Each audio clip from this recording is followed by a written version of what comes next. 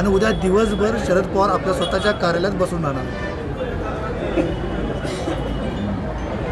रोहित पवारांना जी नोटीस आलेली आहे त्याचं उत्तर देण्यासाठी ते त्याला जात आहेत आणि त्याविषयी अशी राजकीय दृष्ट्या जाणीवपूर्वक नोटीस आलेली अशी भावना आहे। त्यामुळं लोकांच्यातून प्रतिक्रिया येणं स्वाभाविक आहे। राष्ट्रवादी आंदोलन करणार काय सर्वेक्षण देखील सरकार सुरू करतं। असं आहे की सर्वेक्षण सुरू करतं आहे, 8 दिवसात सर्वेक्षण करणार, हा सगळा प्रकार अतिशय चुकीचा आहे। यापूर्वी सर्वेक्षण सुरू व्हायला पाहिजे होतं। सरकारने प्रचंड विलंब केलेला आहे। मराठा समाजाच्या मागासलेपणाच्या बाबतीतली जी काही अभ्यास करण्याची आवश्यकता आयोगाची होती ती आता जरांगे पाटील मुंबईला यायला लागल्यावर यांचं सर्वेक्षण सुरू झालं।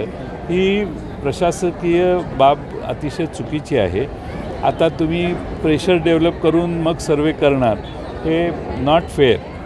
तुम्ही हे यापूर्वीच करायला पाहिजे होतं। आता जरांगे पाटलांनी तुम्हाला वेळोवेळी मुदतवाढीत दिल्या, आता मुदतवाढ दिली। आता तर मी आज एका पेपरमध्ये वाचलं 1 तासही आता मुदतवाढ देणार नाही म्हणून। म्हणजे हे सरकारच्या नाकर्तेपणामुळं हा डेडलॉक तयार होतो आहे आणि सरकारला जे करायचं आहे ते करण्यासाठी सरकारचं लक्ष नाही।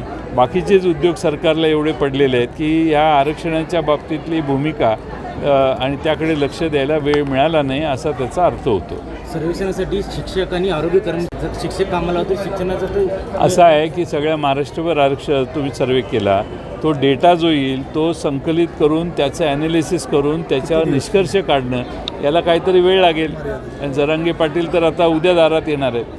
हे सरकारने कसं चुकीचं हाताळणी केलेली आहे असा त्याचा अर्थ होतो। इतका उशीर लावायला नाही पाहिजे होता, या गोष्टी यापूर्वीच करायला पाहिजे होत्या। पण ठीक आहे, आमची मागणी ही आहे की टिकणारं आरक्षण द्यावं।